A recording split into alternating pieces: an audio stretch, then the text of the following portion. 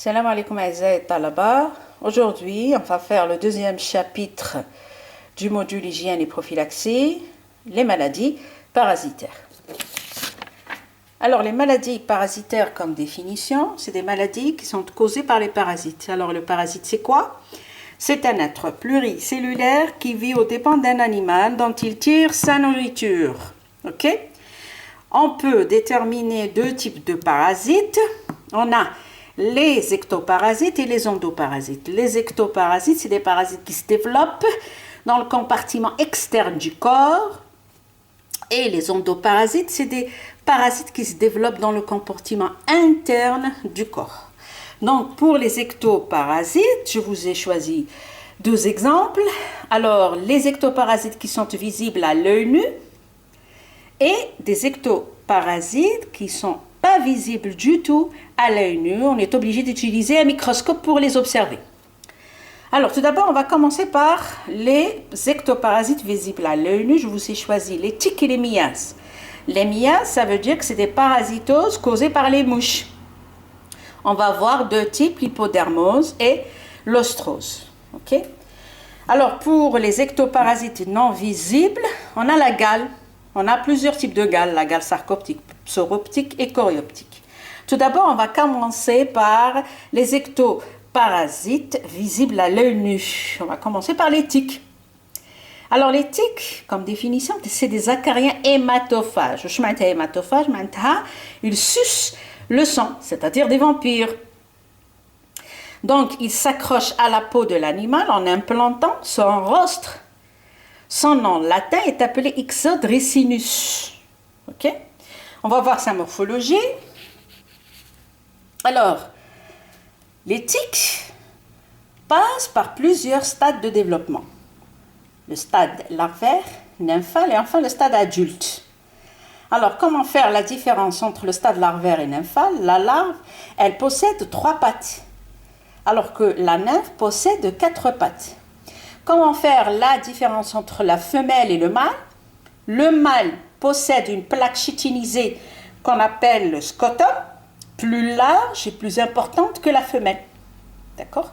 Donc la femelle, après fécondation, une fois qu'elle est gorgée de sang, elle tombe sur le sol et elle va chercher un nid pour pondre ses œufs.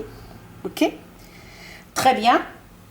On va voir le cycle évolutif du tique. Très bien, donc la femelle adulte, elle se met en quête d'une hôte. Elle se place à l'affût dans les végétations en hauteur pour repérer l'hôte et s'accrocher à lui à son passage. Donc le repas sanguin, en général, il dure entre 10 à 2 semaines. Lorsqu'il débute, la femelle, elle peut être fécondée par le mâle. Et peut-être la fécondation, elle peut être réalisée avant les repas. D'accord? Une fois la femelle fécondée, elle se gorge de sang. D'accord? Puis elle retombe dans la végétation pour chercher un endroit pour pondre 500 à 3000 œufs. Et bien sûr, par la suite, après la pendaison, après la ponte, automatiquement, la femelle, elle va mourir. Alors les œufs, ils vont assurer leur éclosion après plusieurs semaines pour nous donner les larves. Les larves assurent leur repas sanguin durant une période de 2 à 3 jours après qu'ils ont trouvé une hôte telle que les souris ou bien les rats. Par la suite, la larve elle va subir la mue pour donner le stade nymphal. La nymphe elle va chercher aussi une hôte comme par exemple les loups, les chacals, les renards, etc. afin d'assurer leur mue pour se transformer en adulte. Et ainsi de suite et le cycle redémarre. Okay? Donc le pouvoir pathogène des tiques. Les tiques, c'est un agent qui transmet pas mal d'agents pathogènes et provoque d'autres maladies. Par exemple, il peut transmettre la pyroplasmose. La pyroplasmose, c'est une parasitose des globules rouges qui peut causer l'anémie. Donc, les tiques aussi peuvent transporter et transmettre la brucellose et pas mal d'autres pathologies. D'accord? Donc, c'est un agent vecteur. Les tiques aussi, comme pouvoir pathogène, elles peuvent aussi libérer des toxines. Ces toxines peuvent provoquer la paralysie, qu'on appelle paralysie à tic. Surtout si les tiques sont fixés à proximité d'un rameau nerveux. Et surtout, ça s'observe chez les ovins ou au niveau des régions où il y a absence totale de la laine, d'accord, comme le cou. Et on sait très bien que le cou, il est hyper innervé, d'accord. Très bien, comment traiter et assurer la prévention contre cet ectoparasite? Donc, on peut agir, pour détruire les tiques, on peut agir sur deux volets, soit sur l'animal, soit sur le sol. Alors, sur l'animal, on effectue soit des pulvérisations, soit des bains d'insecticides. Sur le sol, on doit pratiquer un débroussaillement pour empêcher la fixation, bien sûr, du tique sur la végétation, afin de chercher l'hôte. Ok? Alors maintenant, on va voir l'hypodermose. Donc, l'hypodermose, c'est une miase. On a une miase, c'est une parasitose causée par les mouches. Donc, c'est une infestation de larves de mouches. La mouche, elle est appelée l'agent du varan, qui va entraîner une détérioration du cuir. Le cuir qui est d'accord? Je ne sais pas, est-ce que j'ai des photos ici d'un chauffe-eau? Bien. Voilà. Regardez l'agent du varan. Que peut-il causer au niveau du cuir de l'animal? Donc, il va former des nodules. Et ces nodules seront troués par la larve pour continuer sa mue. D'accord? Très bien. Alors, on a deux types d'hypoderma. On a l'hypoderma bovis et l'hypoderma lineatum. D'accord? On va voir le cycle évolutif des deux types. Très bien, le cycle évolutif de l'hypoderma. Tout d'abord, on va commencer par l'hypoderma lineatum. La mouche du varan, elle va survoler l'animal durant la période de juillet à septembre afin de pondre ses œufs sur les membres. Au cours du comportement de léchage, l'animal engloutit la larve après son éclosion, c'est-à-dire la larve 1, durant la période entre octobre et novembre. Donc, entre octobre et novembre, la larve 1, elle va séjourner au niveau de l'œsophage. Durant la période de de janvier jusqu'à février, alors la larve, elle va migrer vers la peau, d'accord, afin de former des nodules pour continuer sa mue du stade L1 jusqu'au stade L3. Au stade L3, la larve, elle va percer un trou pour tomber au sol, pour assurer sa pupaison et se transformer en une mouche adulte. C'est l'agent de l'hypoderma lineatum. Maintenant, on va voir l'hypoderma bovis. La même chose, l'agent du varan, il va survoler l'animal durant la période de juillet à août pour pondre ses œufs au niveau des membres. Alors, ces œufs vont subir l'éclosion pour donner le stade larvaire 1. La larve 1 va migrer pour assurer son passage par le trou de conjugaison durant le mois de novembre à décembre. Enfin, le mois de février, elle va se retrouver dans le canal rachidien, c'est-à-dire la colonne vertébrale. Au mois d'avril jusqu'au mois de juin, la larve 1, elle va migrer vers la peau pour former un nodule pour assurer sa mue jusqu'au stade larvaire 3. Par la suite, la larve 3, elle va percer un trou et tomber sur le sol pour assurer sa pupaison et se transformer en une mouche. D'accord? C'est le cycle évolutif de l'agent du varan. On va voir à peu près quelques photos ici qui vous montrent la larve aux différents stades. Alors, on a la larve 1, la larve 2, la larve 3. On va dire la pupe. D'accord? La larve 3, elle va percer un trou au niveau de la peau de l'animal. Donc, il y a la mouche, l'agent du varan. Donc, comme remarque, j'ai une photo ici. Je vais essayer de zoomer. Voilà. Alors, j'ai une photo ici qui vous montre la larve au niveau de la colonne vertébrale. La larve, il faut éviter de traiter l'animal à cet endroit, lorsqu'il arrive à cet endroit. Pourquoi?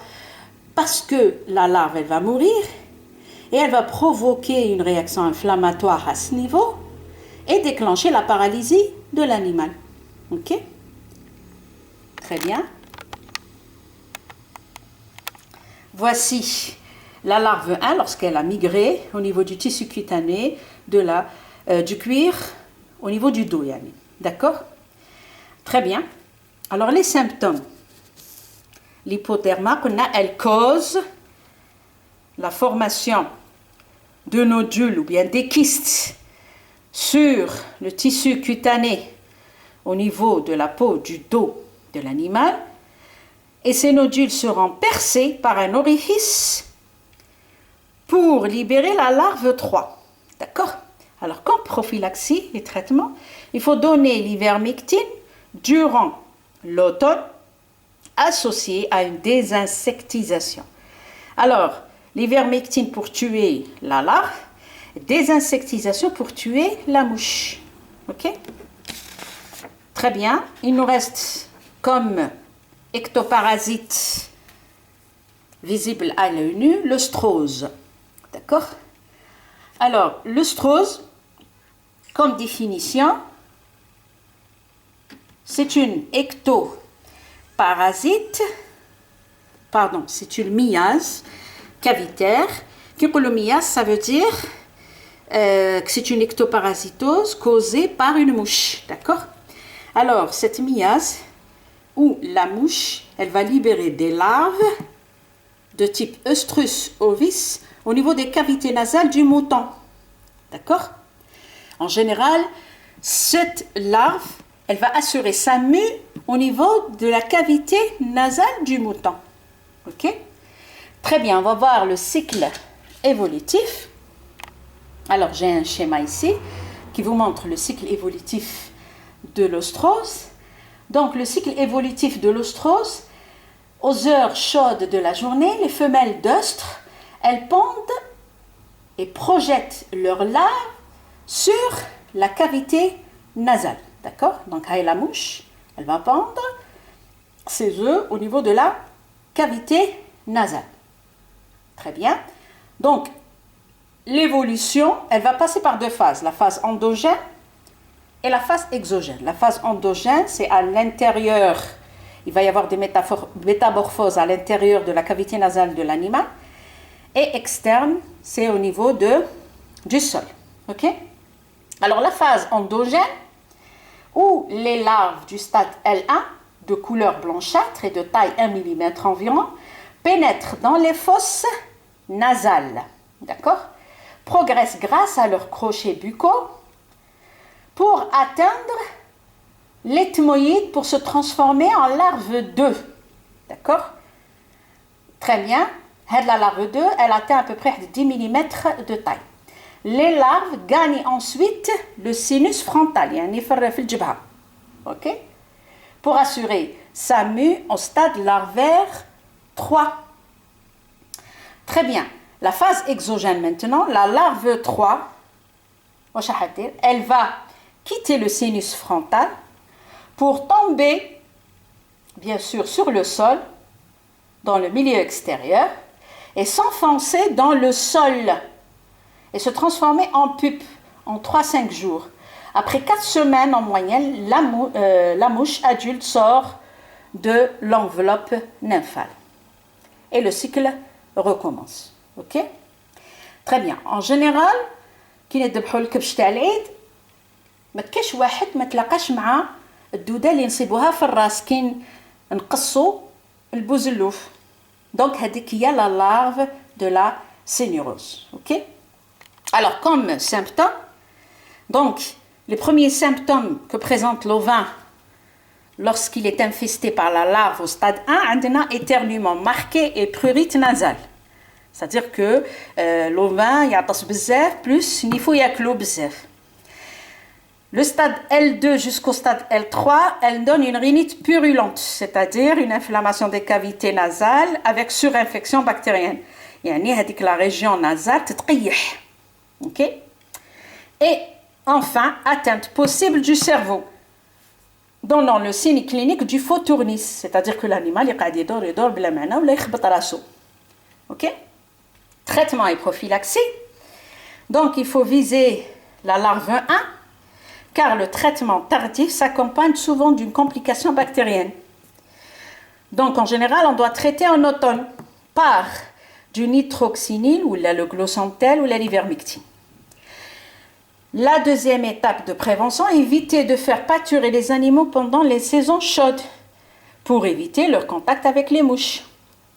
Et il faut mettre du goudron au pourtour des narines pour détruire les larves.